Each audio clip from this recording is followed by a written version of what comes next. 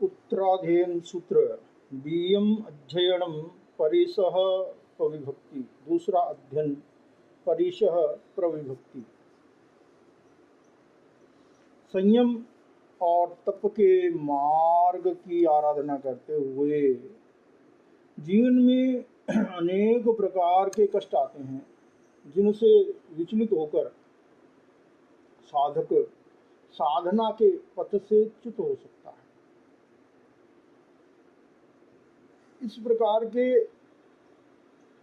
अनुकूल प्रतिकूल 22 प्रकार के निमित्तों का, 22 प्रकार के कष्टों का यहाँ पर वर्णन है।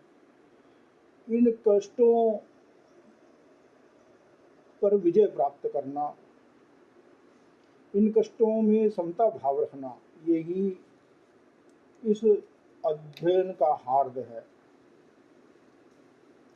स्वयं में आहुसो तेणं भगवया एव मक्खायं इह खलु 22 परिसा समणेनं भगवया महावीरेणं कासवेणं पवेय्या जे भिक्खु सोच्चा नच्चा जिच्चा अभिभूय भिक्खायर्याये परिव्ययन्तो पुट्ठो नो विहन्नेजा।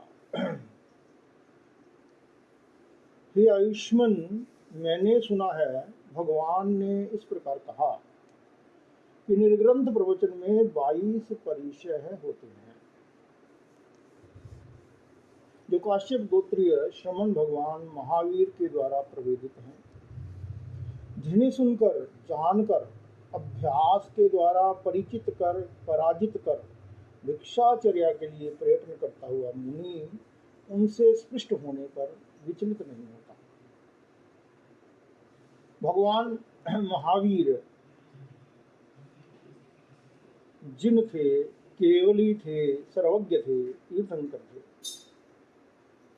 उन्होंने साधना में सतत संलग्न रहने के लिए परिसह प्रविभक्ति अध्ययन का प्ररूपण किया। ये जो 22 प्रकार के परिचय हैं, भगवान ने कहा तुम इन्हें सुनो, अर्थात इनके बारे में ज्ञान प्राप्त करो। फिर सुनकर जानकर जब तुम जान लो कि ये 22 प्रकार के परिचय हैं, इनसे किस प्रकार मुक्त हुआ जा सकता है, फिर इनका अभ्यास करो। सोचा नच्चा जिच्चा, फिर इनका अभ्यास करो, इनको अपने जीवन में उतार लो। अपने भीतर इतनी सहिष्णुता, साधना के द्वारा, अभ्यास के द्वारा इतनी सहिष्णुता पैदा करो जिससे ये कष्ट तुम्हें कष्ट के रूप में अनुभव ना हो। तुम इन परिचयों को अभिभूत करो, जीत लो। अभ्यास के द्वारा ही व्यक्ति प्रत्येक परिस्थिति में सफल हो जाता है, सभी प्रकार के कष्टों से, विघ्नों से ऊपर उठ जाता है। वह कठिनाइयों से घबराता नहीं है, घबराकर अपने पथ से च्युत नहीं होता है। तो वह मुनि जो संयम के पथ, संयम की आराधना के लिए उपस्थित हुआ है, अथवा श्रावक और श्राविका जो संयम की आराधना के लिए उपस्थित हुए हैं, वे संयम की चर्या में पर्यटन करते हुए इन परिचयों के स्पृष्ट होने पर विचलित न हों, अपने संयम के मार्ग पर, मोक्ष के मार्ग पर सतत संलग्न रहें। कयरे ते खलु 22 परिसा समणेनं भगवया महावीरेणं कासवेणं पवेय्या जे भिक्खु सोच्चा नच्चा जिच्चा विभूय भिक्खायर्याये परिव्ययन्तो पुट्ठो नो विहन्नेचा। अच्छा, कि वे 22 परिचय कौन से हैं जो काश्यप गोत्रीय श्रमण भगवान महावीर ने प्रवेदित किए हैं, जिन्हें सुनकर जानकर अभ्यास के द्वारा परिचित कर पराजित कर भिक्षाचर्या के लिए प्रयत्न करता हुआ मुनि उनके स्पृष्ट होने पर विचलित नहीं होता, हत नहीं होता, प्रतिहत नहीं होता।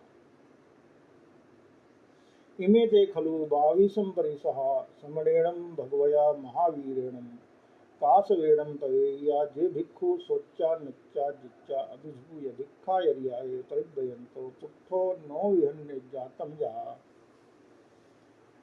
ये 22 परिचय कौन से हैं जो काश्यप गोत्रीय श्रमण भगवान महावीर के द्वारा प्रवेदित हैं, जिन्हें सुनकर जानकर अभ्यास के द्वारा परिचित कर पराजित कर भिक्षाचर्य के लिए पर्यटन करते हुए मुनि से स्पष्ट होने पर उचित नहीं होता। जैसे दिगिंच परिचय, आशा परिचय, सिंह परिचय, उसीर्ण परिचय, दंश मसय परिचय, अचेल परिचय, अरई परिचय, इत्थी परिचय, चरिया परिचय, निशिया परिचय, सिज्जा परिचय, अक्कोश परिचय, वध परिचय, जायणा परिचय, अलाभ परिचय, रोग परिचय, तण फास परिचय, जल परिचय, सत्कार पुरस्कार परिचय, पन्ना परिचय, अन्नाण परिचय, दंसण परिचय, क्षुधा।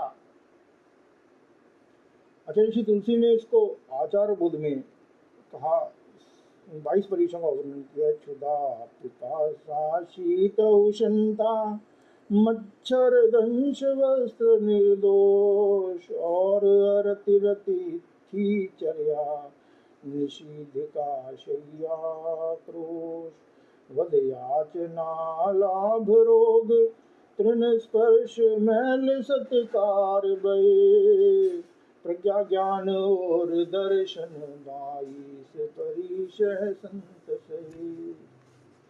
कि जो साधना के मार्ग पर तत्पर है वह इन 22 प्रकार के परिचयों को सहन करे।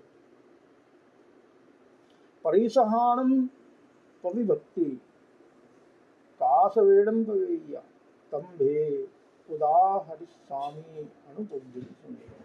परिचयों का जो विभाग काश्यप गोत्र भगवान महावीर के द्वारा प्रवेदित यहाँ प्ररूपित है, उसे मैं क्रमशः कहता हूँ, तुम उसे सुनो। चेतन, इन 22 प्रकार के परिचयों को सुनो, इन्हें जानो, इनसे परिचित हो जाओ और इन्हें पराजित कर अपने आप को इतना शक्तिशाली बना लो, अपनी सहनशीलता को इतना बढ़ा लो कि कोई भी परिचय आने पर, कोई भी कष्ट आने पर तुम हत विहत ना हो, तुम विचलित ना हो। प्रथम परिचय है दिगिंछा परिचय। दिगिंछा परिगय देहे, तवस्य भिक्षु थामवम, न छिंदे न छिंदावै, न पये न पयावै। काली पद्वंग संकासे, किसे धम्मणि संतये, मायन्ने असण पाणस, अधीन मनसो चरे। शुभा परिचय। देह में क्षुधा व्याप्त होने पर तपस्वी और प्राणवान भिक्षु सचित फल आदि का सेवन न करे और न ही करवाए, उन्हें न पकाए और न पकवाए।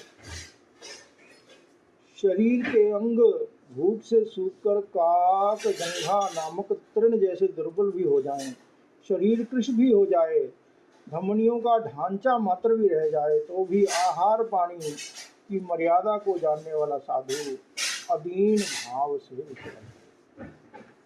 भूख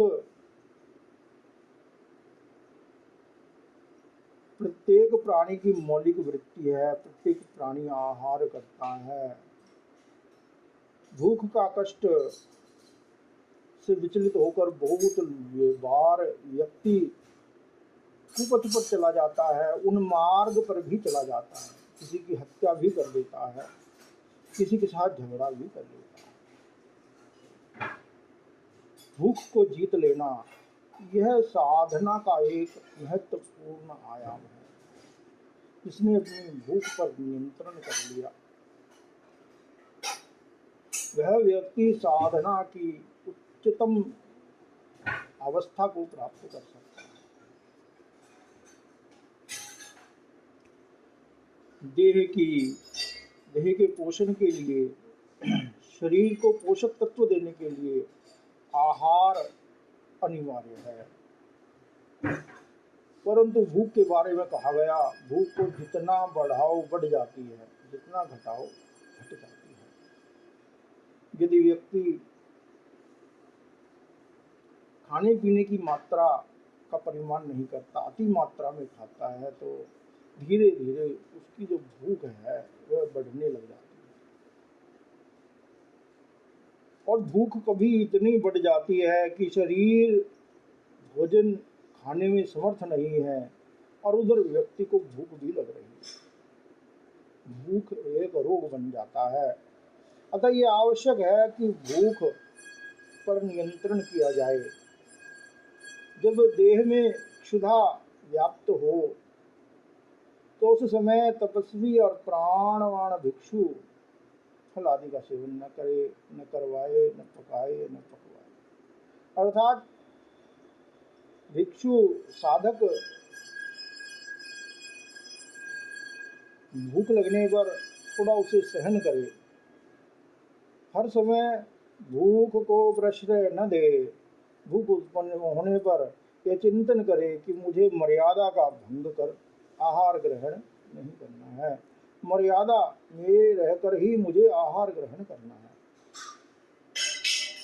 शरीर के अंग सूख जाए, दुर्बल भी हो जाए तो क्या है, शरीर कृश हो जाए, धमनियों का ढांचा भी रह जाए तो क्या है, परंतु सबसे महत्वपूर्ण है अपने जीवन में सिद्धांत, मर्यादा, संयम और अनुशासन। संयम, मर्यादा, अनुशासन का भंग कर इस शरीर का पोषण करना स्वयं आत्महत्या करने के समान है, पतन की ओर जाने के समान है। अतः जरूरी है चरित्र की रक्षा करते हुए अधीन भाव से यदि कभी भूख को सहन करना पड़े तो भूख को सहन करने का प्रयास करे, बार बार कुछ त्याग करे जिससे भूख सहन करने का अभ्यास हो जाए। कभी कुछ मनवांछित वस्तु न मिले तो उसका त्याग कर दे, उसके प्रति लालायित न हो।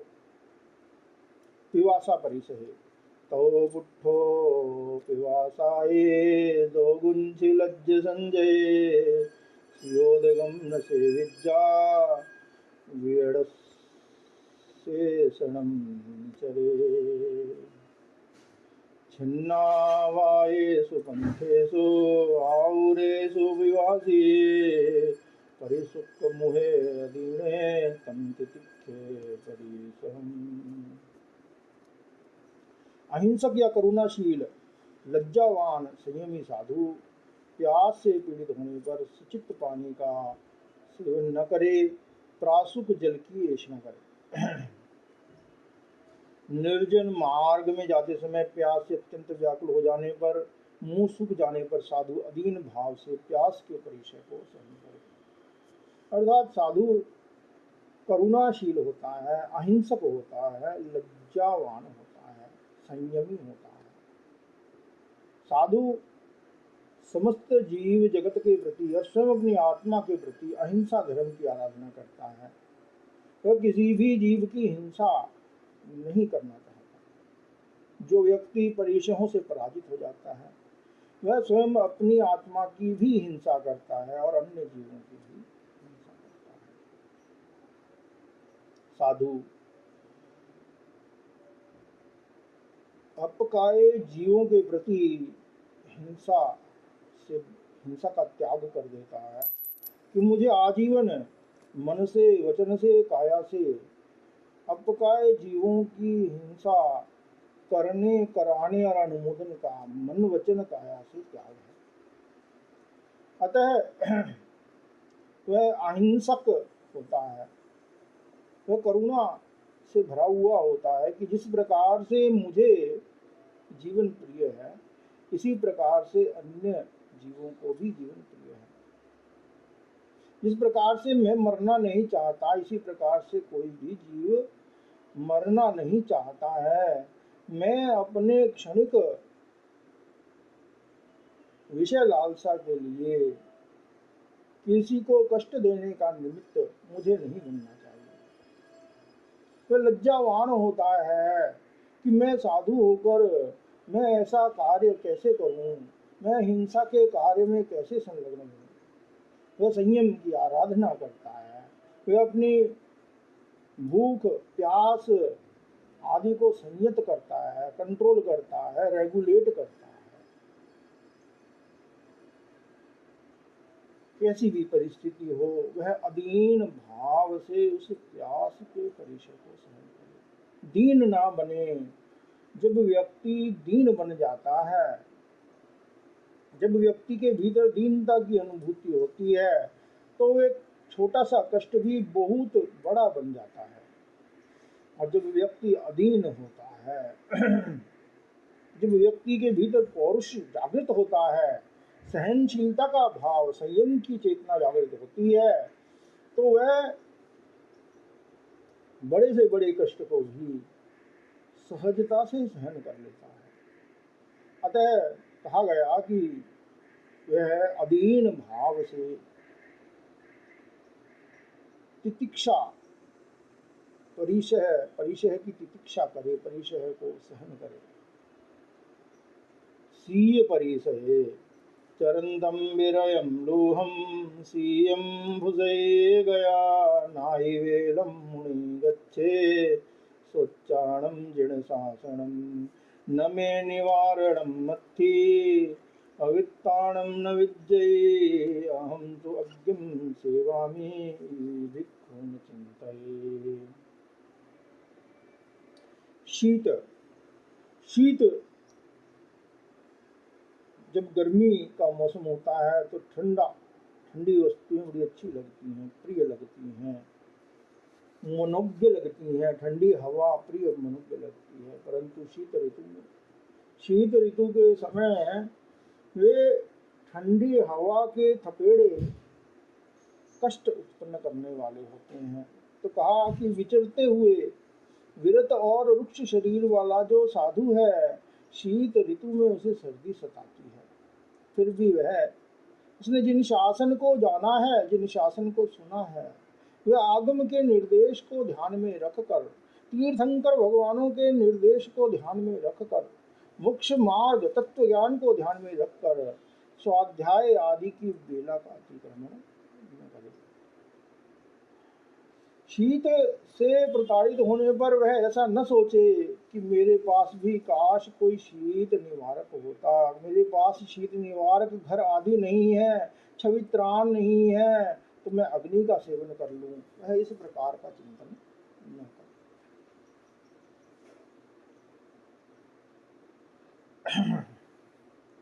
अर्थात जो व्यक्ति सर्दी को सहन करता है, उसके भीतर सर्दी को सहन करने की शक्ति बढ़ जाती है। फिर उसे सर्दी का कष्ट बहुत नहीं सताता। वह उस कष्ट से घबराकर फिर अपने करणीय कार्यों को छोड़ता नहीं है। वह स्वाध्याय ध्यान को इसलिए नहीं छोड़ देता कि बहुत सर्दी है, अतः मैं अब कैसे ध्यान करूं। वह दीनता का अनुभव भी नहीं करता कि मेरे पास शीत निवारक नहीं है, छवित्राण नहीं है। वह पौरुष के द्वारा, वह सहिष्णुता के द्वारा उस कष्ट को समता भाव से सहन करता है।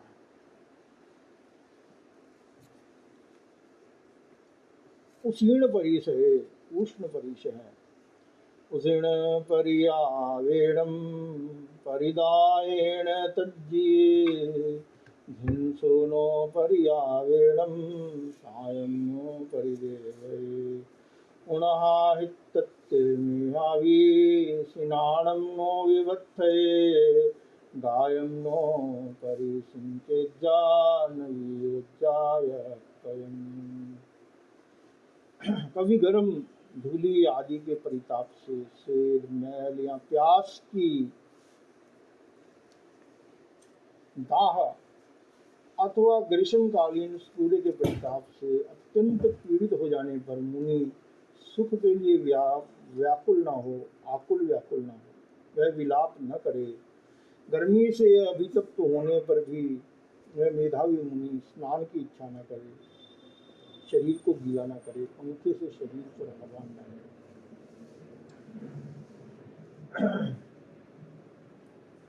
गर्मी को सहन करना भी बहुत कठिन होता है। जो व्यक्ति सुविधाओं का अधिक उपयोग करता है उसके लिए गर्मी का कष्ट उतना ही अधिक भयानक बन जाता है। साधु विहार करता है उसे गर्म धूली आदि का परिताप सहन करना पड़ता है। मैल उत्पन्न हो जाती है, प्यास लगती है, कभी प्यास के कारण दाह उत्पन्न हो जाता है। ग्रीष्मकालीन सूर्य का परिताप अत्यंत पीड़ित करता है। किसी आवास के भीतर भी उस गर्मी को सहन करना कठिन होता है। उस अवस्था में कहा गया कि मुनि सुख के लिए विलाप न करे, आकुल व्याकुल न बने।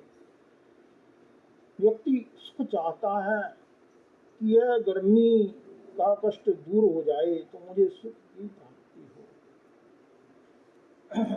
परंतु यदि व्यक्ति गर्मी को सहन करता है, उससे सहनशीलता का विकास होता है, शरीर स्वस्थ होता है, आत्मिक बल बढ़ता है, मनोबल बढ़ता है। इस बात को व्यक्ति विस्मृत कर देता है। कितने कितने मुनि महात्मा भयंकर गर्मी में भी तप्त शिला पर आतापना लेते हैं। वे महान कर्म निर्जरा करते हैं, अपनी सहिष्णुता को बढ़ाते हैं, अपने शारीरिक स्वास्थ्य को अच्छा करते हैं।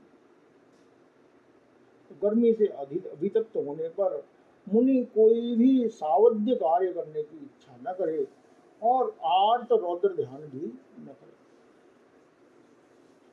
दंस मसय परिसहे उठो यदंस मसेहिं समरेव महामुनि नागो संगामसी सेवा सूरो अभिहणे परम न संतसे न वारेज्जा मडम्बी न बोसये उए न हणे पाणे भुंजन्ते मनस स्वामी। कि डांस और मच्छरों का उपद्रव उत्पन्न हो जाए उसमें महामुनि समभाव में रहे, समता भाव में रहे, राग द्वेष न करे, क्रोध न करे, दुखी न बने, क्रोध आदि का वैसे ही दमन कर दे, दुख का, कष्ट का, पीड़ा का वैसे ही दमन कर दे। जैसे युद्ध के अग्रभाग में रहता हुआ शूर हाथी बाणों को नहीं गिनता हुआ शत्रुओं का हनन कर देता है। अर्थात मुनि अपने भीतर की जो असहिष्णुता है उसे जीतना चाहता है। उसे जीतने के लिए कष्टों को आमंत्रण अथवा कष्टों को संभाव से सहन करना होगा। जितनी अधिक असहिष्णुता होती है उतना ही अधिक कष्ट जो है वह दुख का हेतु बन जाता है। मुनि या साधक, सामान्य साधक, श्रावक मोक्ष का लक्ष्य लेकर चलता है। वह क्रोध, मान, माया, लोभ, राग, द्वेष से मुक्त होना चाहता है। अभ्यास के द्वारा, समता के अभ्यास के द्वारा ही यह संभव है। सहज प्राप्त कभी ऐसी परिस्थिति उत्पन्न हो जाए जब डांस और मच्छरों से कष्ट उत्पन्न हो तो मुनि संभाव में रहे, उन जीवों के प्रति करुणा का भाव रखे, मैत्री का चिंतन करे और जो कष्ट हो रहा है उसके प्रति उसे समता से सहन करे। ये कष्ट सदा रहने वाला नहीं है, इस प्रकार से चिंतन करे। वह उन दंश मशकों से संत्रस्त ना हो, उन्हें अमर्यादित रूप से न हटाए, मन में भी उनके प्रति द्वेष न लाए, उनके प्रति मन में मैत्री का भाव रखे। ये मांस और रक्त खाने पीने पर भी वह उनकी उपेक्षा करे परंतु उनका हनन न करे, उनकी हत्या न करे।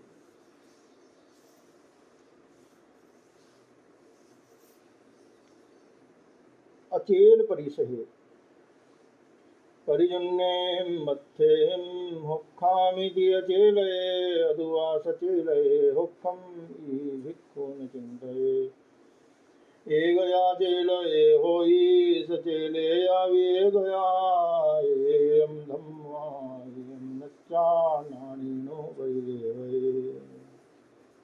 वस्त्र फट गए हैं इसलिए मैं अचेल हो जाऊंगा, अथवा वस्त्र मिलने पर फिर से सचेल हो जाऊंगा। मुनि ऐसा न सोचे, वे दीन और हर्ष दोनों प्रकार का भाव न लाए। जिन कल्प दशा में अथवा वस्त्र न मिलने पर मुनि अचेलक भी होता है, स्थविर कल्प दशा में वह सचेलक भी होता है।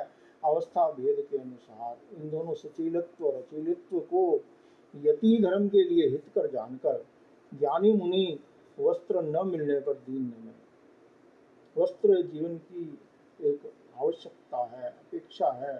सर्दी गर्मी से बचने के लिए, लज्जा निवारण के लिए, इस प्रकार से वस्त्र के अनेक प्रयोजन हैं। मुनि वस्त्र के प्रति मूर्छित ना हो, आसक्त ना हो, वह वस्त्र पर निर्भर ना हो। जीवन में पदार्थ की अपनी उपयोगिता है, परंतु व्यक्ति पदार्थ का दास न बने, पदार्थों का गुलाम न बने। वह पदार्थों का उपयोग करे, जब उपलब्ध हो तो उनका उपयोग करे, वे उपलब्ध न हो तब वह समता भाव से उसे सहन करे, समता भाव से कोई अन्य उपाय करे और अपने कार्य को निष्पन्न कर दे। अरई परिसहे कामानुगामं दीयन्तम् अडगारं किंचनम् अरई अणुपविसे तं तितिक्षे परिसहम् अरईं बिट्ठो किच्चा विरयाय रखिए धम्मारामे निरारंभे वसंते मुनिचरे। मुनि एक गांव से दूसरे गांव में विहार करता है। विहार करते हुए अकिंचन मुनि के चित्त में कभी अरति उत्पन्न हो जाए तो उस परिचय को सहन करे। जीवन में बहुत बार साधना के प्रति अरति उत्पन्न हो सकती है। व्यक्ति का मन नहीं करता कि मैं स्वाध्याय करूं, मन नहीं करता कि मैं तप करूं, मन नहीं करता कि मैं जप करूं अथवा सामायिक करूं। इस अवस्था में अपने उस चित्त की अरति को दूर कर व्यक्ति उस परिचय को सहन कर सकता है। साधु हिंसा आदि से विरत रहने वाला होता है, वह आत्मरक्षक होता है। आय रखिए, हिंसा से विरत रहने के लिए, आत्मा की रक्षा के लिए, धर्म में रमण करने के लिए, असत्य प्रवृत्ति से दूर रहने के लिए वह उपशांत मुनि अरति को दूर कर ग्रहण करे, अथवा वह हिंसा से विरत हो जाए। जो हिंसा में रत होता है उसके भीतर धर्म के प्रति अरति उत्पन्न होती है। वह आत्मा की रक्षा का चिंतन करे। जिसे आत्मा की विस्मृति हो जाती है उसके भीतर अरति उत्पन्न हो सकती है। वह धर्म में रमण करे। जो अधर्म में, पदार्थों में रमण करता है, विषयों में रमण करता है, उसके भीतर अरति उत्पन्न हो सकती है। अतः साधक धर्म में रमण करे, वह असत्य प्रवृत्ति को दूर करने वाला बने। जो असत्य प्रवृत्ति में प्रवृत्त रहता है उसके भीतर अरति उत्पन्न हो सकती है। अतः साधक असत्य प्रवृत्ति से दूर रहे, वह उपशांत बने। जिसका क्रोध, मान, माया, लोभ, राग, द्वेष उपशांत नहीं होता उसके भीतर अरति उत्पन्न हो सकती है।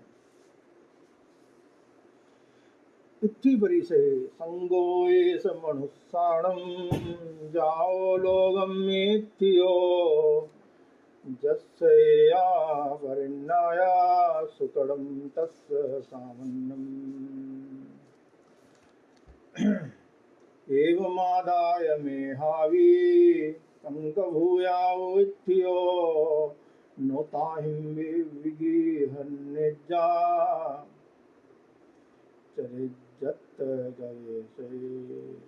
लोक में जो स्त्रियां हैं वे मनुष्यों के लिए संग है। संगो एष मनुष्याणाम, यह मनुष्य के लिए जो लोक में स्त्री है ये संग है, लेप है। जो इस बात को जान लेता है उसके लिए श्रामण्य सुकर हो जाता है। ये काम वासना संग है, इसके कारण इंद्रियां और मन अनियंत्रित हो जाते हैं, चेतना मूर्छित हो जाती है। अतः ये आवश्यक है कि साधक काम वासना पर नियंत्रण करे,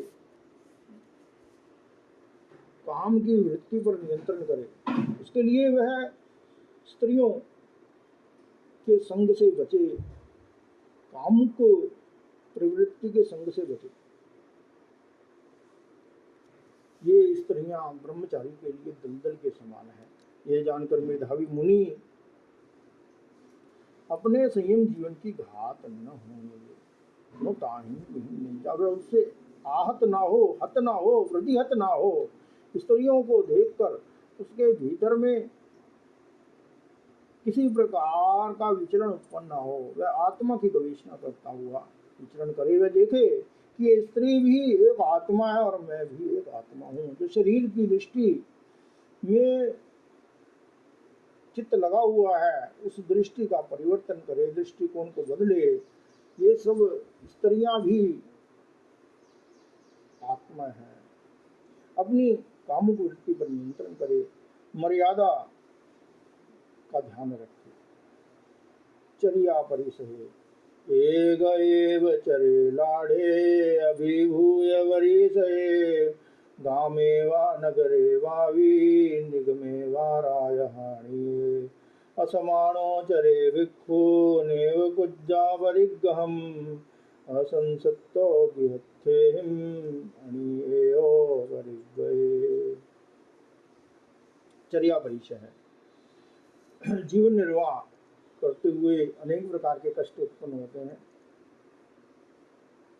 संयत जीवन के कारण व्यक्ति को अनेक प्रकार के अभाव का भी कभी सहन करना पड़ता है।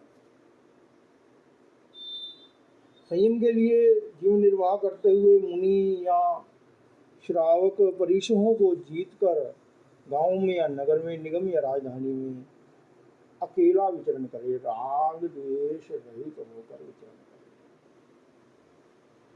अकेला अर्थात संयम पूर्वक विचरण करे, समता भाव से विचरण करे, वह राग द्वेष न करे, उनके प्रति असंग रहे, संग न करे, असंग हो जाए, उनका संग न करे, उनके प्रति आसक्त न हो। उन्हें एक स्थान पर आश्रम बनाकर न बैठे, किंतु विचरण करता रहे। गांव आदि के साथ ममत्व न करे, उनसे प्रतिबद्ध ना हो, गृहस्थों से निर्लिप्त रहे, अनिकेत रहता हुआ परिवर्तन करे। इसी प्रकार श्रावक भी अपनी श्रावकचर्या में संलग्न रहने के लिए जो कुसंग है उससे बचने का प्रयत्न करे। वह सत्संग में स्वयं को लगा कर रखे, स्वाध्याय आदि में स्वयं को लगा कर रखे। उससे वह जो श्रावक की चर्या है वह सुकर हो जाएगी, सरल हो जाएगी। जो विषयों में प्रवृत्त रहता है, जो असंयम में प्रवृत्त रहता है, जो कुसंग में विकथा आदि में लगा रहता है, उसके लिए उसे वह चर्या, श्रावक की चर्या कठिन प्रतीत होती है, बहुत कष्टपूर्ण प्रतीत होती है। इसी या परिसहे सुसाणे सुन्नगारे वा रुक्कमूले वैगो कुक्कुवो निषियज्जानय वित्तासयेश्वरम् तत्थसि चिट्ठमाणस्व ओसग्गाभिधारये शङ्काभियो न गच्छेज्जा उत्थिता अन्नमासनम्। राग द्वेष रहित मुनि चपलताओं का वर्जन करता हुआ शमशान, शून्य ग्रह अथवा वृक्ष के मूल में बैठे, दूसरों को त्रास न दे, वहां बैठे हुए उसे उपसर्ग प्राप्त हो तो वह चिंतन करे ये मेरा क्या अनिष्ट करेंगे, किंतु अपकार की शंका से डरकर वहां से उठकर दूसरे स्थान पर न जाए। इसी स्थान पर व्यक्ति के भीतर भय उत्पन्न हो जाता है। कभी घर में रहकर भी भय उत्पन्न हो सकता है। कभी व्यक्ति कहीं यात्रा कर रहा है, यात्रा करते हुए भय उत्पन्न हो सकता है। जो भयभीत है उसे भूत सताते हैं, ऐसा भगवान ने कहा है। जो अभय की साधना करता है वह कष्ट के आने पर भी भयभीत नहीं होता। अतः अभय बनने का प्रयत्न करे, ये चिंतन करे कि ये कष्ट मेरा क्या करेंगे, मेरा क्या अनिष्ट करेंगे। यह जो भय है यह सबसे ज्यादा अनिष्ट करने वाला है। सिज्जा परिसहे उच्चावयाहिं सिज्जाहिं तवस्य विक्षोधामवं नाइवेलं विहन्यजा पावदिष्टि विहन्नये पैरिको स्वयं लब्धो कल्याणं मधुभावगं किमेगरायं गरिष्यहि एवं तथ्य अयासये। तपस्वी और प्राणवान भिक्षु उत्कृष्ट या निकृष्ट जैसा भी उपाश्रय प्राप्त हो, मर्यादा का अतिक्रमण न करे, अर्थात हर्ष और शोक न करे।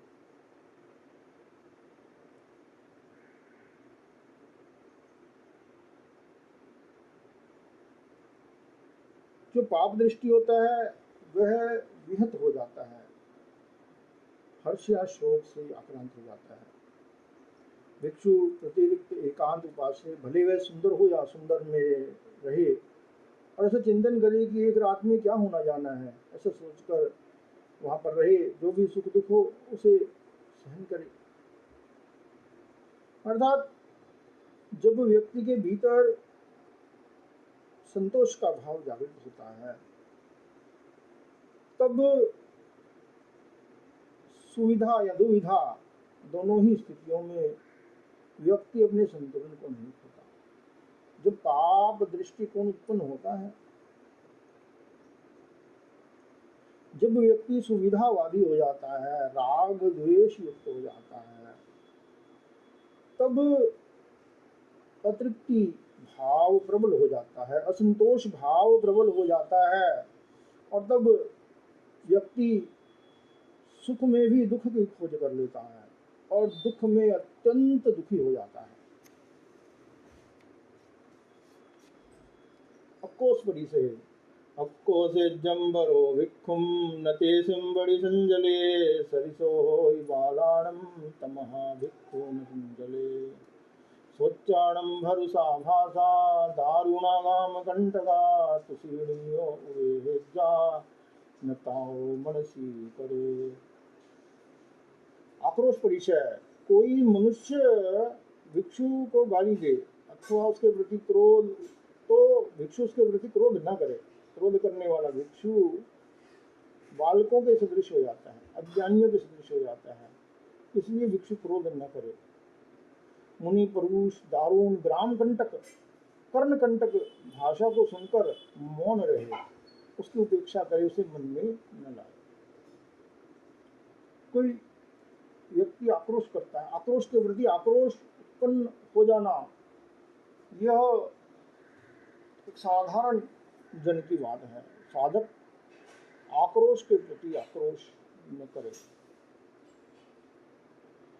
ये तभी संभव है जब व्यक्ति अप्रमाद भाव में अवस्थित है, जब आत्मा में अवस्थित है, आत्मा के प्रति जागरूक है, अपने धर्म के प्रति जागरूक है, अपने कर्तव्य के प्रति जो व्यक्ति जागरूक है, जो धर्म और कर्तव्य का अभ्यास करता है, वही व्यक्ति ऐसा कर सकता है।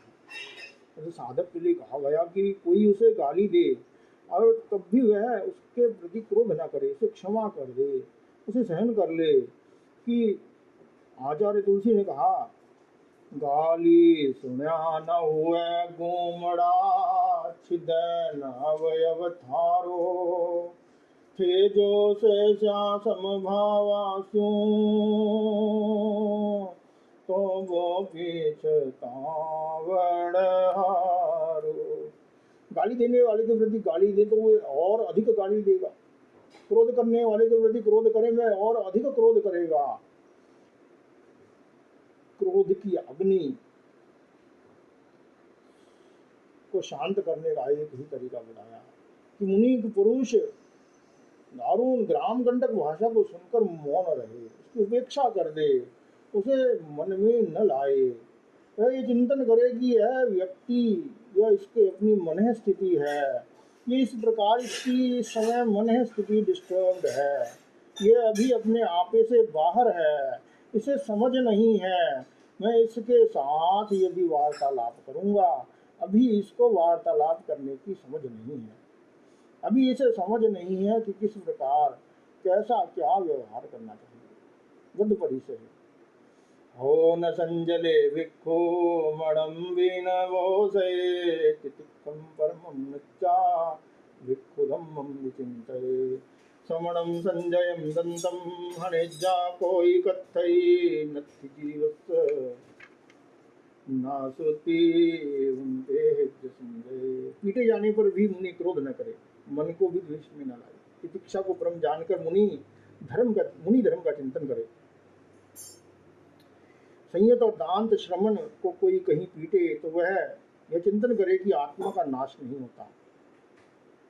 ऐसा चिंतन कर वह उसके प्रति प्रतिशोध की भावना न लाए।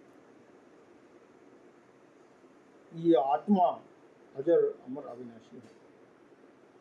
कभी कोई परिस्थिति ऐसी उत्पन्न हो जाती है, व्यक्ति के भीतर भय उत्पन्न हो जाता है, मरण मृत्यु का भय उत्पन्न हो जाता है, परंतु ये आत्मा, इसका कभी नाश नहीं होता। कोई व्यक्ति बाह्य रूप से अनेक प्रकार के कष्ट उत्पन्न कर सकता है, ये बाह्य जगत की संपत्ति को कोई छीन सकता है, कोई बाह्य जगत में यश प्रतिष्ठा को ठेस लगा सकता है, परंतु आत्म ये यश प्रतिष्ठा तो सब यहीं रह जाएंगे, धन संपत्ति भी यहीं रह जाएगी। जो आत्मा की शुद्धि है उसका नाश करने में कोई दूसरा समर्थ नहीं है। साधु चिंतन करे कि तितिक्षा मेरा धर्म है, सहन करना मेरा धर्म है, श्रावक है, अपने श्रावक धर्म का चिंतन करे कि तितिक्षा करना, सहन करना यह मेरा धर्म है। तो वह किसी के प्रति भी प्रतिशोध की भावना न लाए, क्योंकि प्रतिशोध की भावना से आत्मा का नाश हो जाता है, आत्मा की शुद्धि का, आत्मबल का नाश होता है। तभी व्यक्ति के भीतर प्रतिशोध की भावना पैदा होती है। जिस व्यक्ति के भीतर आत्मबल है, जिसके अंदर सहनशीलता है, वह कभी किसी के प्रति प्रतिशोध की भावना नहीं लाता। जायणा परिसहे दुक्करम खलु भो नित्यम मणगारस्य भिक्षुणो सर्वं से जायम होई नत्थि किंचि अजायम गोयर्गपविट्ठस्य पाणिनो सुपसारे सेयो अगार वासुति भिक्षुन चिंतये। याचना परिषद। ओह, अनगार भिक्षु की चर्या कितनी मुश्किल है कि उसे जीवन भर सब कुछ याचना से मिलता है, उसके पास कुछ भी अयाचित नहीं है। साधारणतः व्यक्ति साधु को देखकर यही चिंतन करता है कि देखो, इनको तो सारी जिंदगी मांगना पड़ता है, कोई भी व्यक्ति इनको कुछ दे तभी इनका कार्य पूरा होता है। गोचराग्र में प्रविष्ट मुनि को गृहस्थों के आगे हाथ पसारना पड़ता है। मुनि उस समय ये चिंतन न करे कि गृहवास श्रेष्ठ है, अर्थात कभी जीवन में व्यक्ति धर्म की आराधना करते हुए संयम की आराधना करने में लज्जा का अनुभव न करे, हीनता का अनुभव न करे कि देखो मुझे झुकना पड़ता है, मुझे चुप रहना पड़ता है, मुझे संयम करना पड़ता है, करना पड़ता नहीं मुझे, मैं ये करता हूँ, यह मेरा सद्गुण है। यह अनुभव करे कि यह धर्म की चर्या का पालन करना, सामायिक करना, स्वाध्याय करना, यह जीवन के सद्गुण है। अलाप परिसर है। परेशु घास में से जा भोयणे वरिनिठिये लद्धे पिंडे लद्धे वा नानु तप्पे संजय अज्जेवा हम न लब्धामि अविलाभो सुएसिया जो एवं बड़ी संविख्ये अलाभो तम न तज्जय। गृहस्थ के घर भोजन तैयार हो जाने पर मुनि उसकी याचना करे, आहार थोड़ा मिले या न मिले वह अनुताप न करे। आज मुझे आहार नहीं मिला, संभव है कल मिल जाए, तो इस प्रकार सोचता है, उसे अलाभ नहीं सताता। कभी जीवन में अलाभ उत्पन्न हो जाता है, श्रावक के जीवन में भी अलाभ उत्पन्न हो जाता है। कोई इच्छा, किसी चीज की इच्छा होती है, वह इच्छा इच्छित वस्तु मिलती नहीं है, अथवा कोई इच्छित कार्य संपन्न नहीं होता, अलाभ उत्पन्न हो जाता है, असफलता उत्पन्न हो जाती है, उस असफलता को सहन करे, उसमें विचलित ना हो, दुखी ना हो, परेशान न हो, और यह चिंतन करे कि अब मुझे क्या करना चाहिए। यह चिंतन करे कि यह धन संपत्ति, बाह्य परिस्थितियां भिन्न है और आत्मा की, मेरी मन की स्थिति भिन्न है। रोग परिसहि नच्चाउपय्यम दुखम वेयणाये दुहट्टिये अधीनो थावये पुन्नम बुद्धो तत्थयासहे हेगिच्छम नाभिनंदेजा संचिक्कत गवेशये एसं कुतस्य सामन्नम जन्म कुज्जानगारे। रोग उत्पन्न हो जाने पर, रोग परिचय, रोग उत्पन्न हो जाने पर, वह वेदना से पीड़ित हो जाने पर वह दीन न बने, व्याधि से विचलित होती हुई प्रज्ञा को स्थिर कर ले और प्राप्त दुख को समभाव से सहन करे। आत्मगवेशक मुनि चिकित्सा का अनुमोदन न करे, रोग हो जाने पर वह समाधि पूर्वक रहे। उसका श्रावण्य यही है कि वह रोग उत्पन्न होने पर भी चिकित्सा न करे, न करवाए। रोग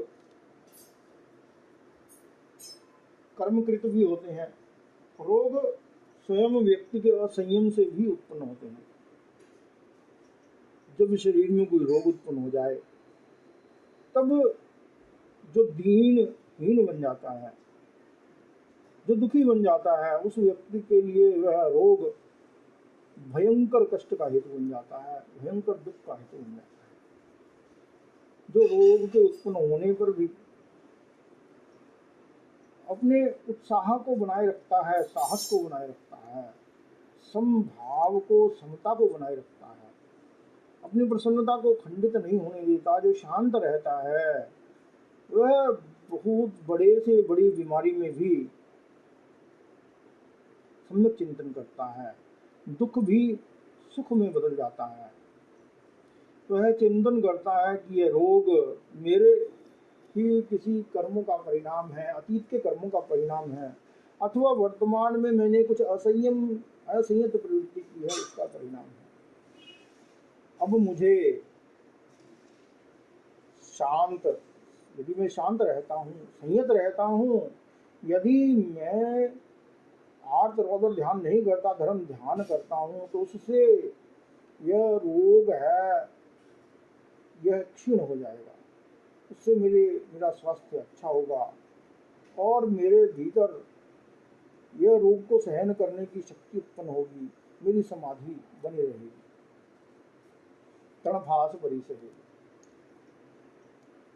अचेलगस्य लूहस्य संजयस्य तवस्सिनो तणेषु संयमानस्य सज्जादाय विराहणा आयवस्य निवायणम् औलाः वैवेणा एवं नच्चा न सेवन्ति तन्तुजं तनतज्जिया।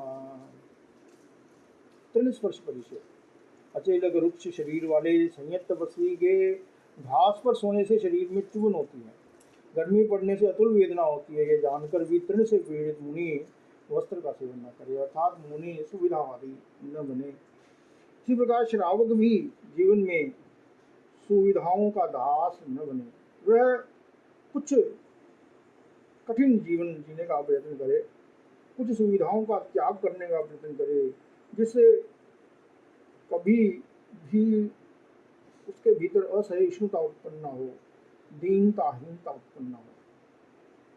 जल परिसहे किलिन्न गाये मेहावी पंकेण वरहेण वा गिन्धुवा वरितावेणं सायं नो बलिदेवये वेज्य निज्जरावेहि आर्यं धम्मानुत्तरे जाय शरीर भेवृत्ति जल्लम कायेण धारये।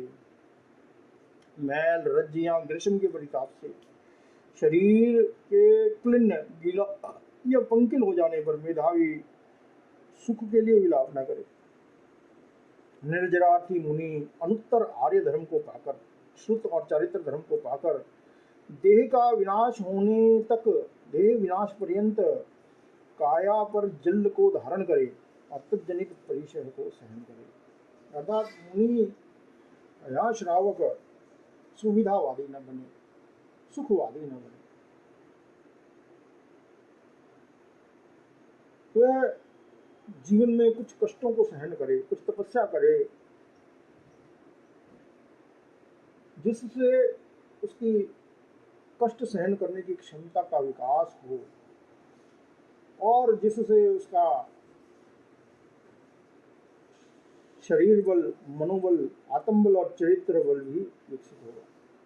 सत्कार पुरस्कार परिषद अभिवायणमभुत्थानं सामिगुज्जानिमन्त्रणं देतां बड़ि सेवन्ति न ते सन्ति है मुनि अणुकसाई अपिच्छे अन्नायसी अलोलुवे रसे सुनानु गिद्धेजा नानु तप्पेद पन्नवम्।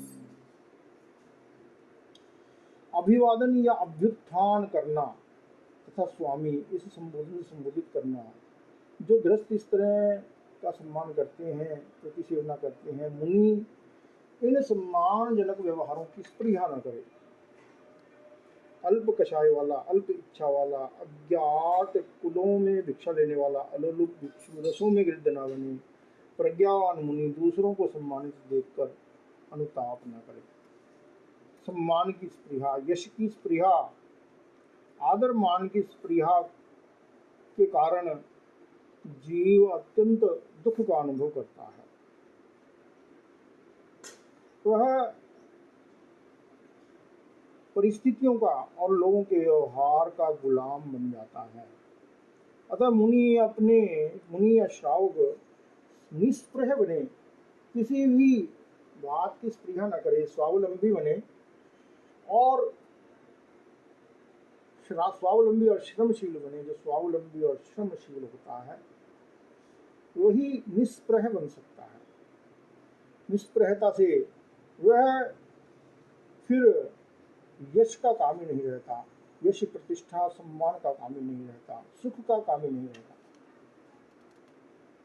पन्ना परिचय, प्रज्ञा परिचय से नूनम मये पुब्बम कम्मानान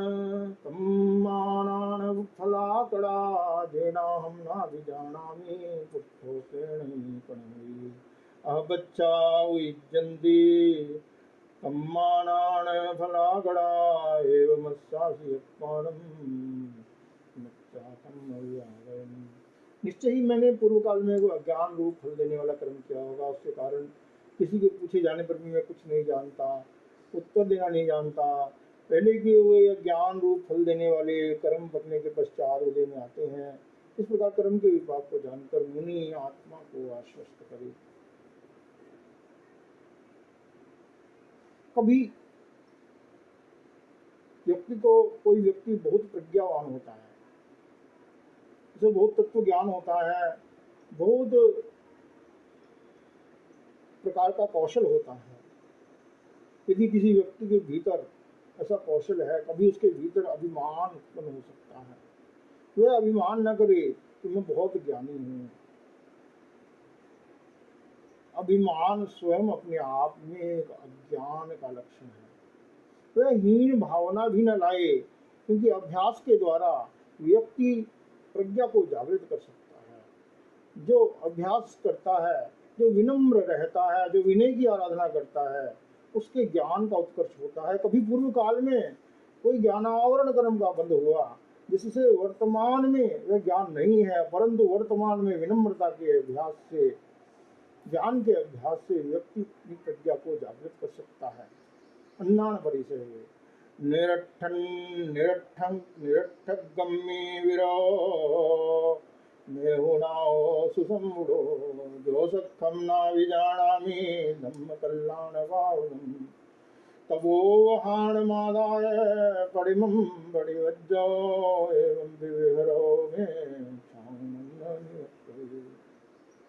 मैं मैथुन से निवृत्त हुआ मैंने इंद्रिय और मन का भी संवरण कर लिया, ये सब निरर्थक ही हो गया, क्योंकि धर्म कल्याणकारी है या पापकारी है कि मैं नहीं जानता हूँ, साक्षात नहीं जानता हूँ।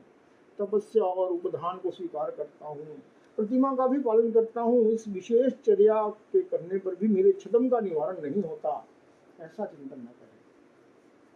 प्रत्येक व्यक्ति चाहता है कि जीवन में कुछ चमत्कार घटित हो जाए, कुछ अवधि ज्ञान प्राप्त हो जाए, कोई मनः प्रयोग ज्ञान प्राप्त हो जाए, कुछ अति स्मृति ज्ञान उत्पन्न हो जाए।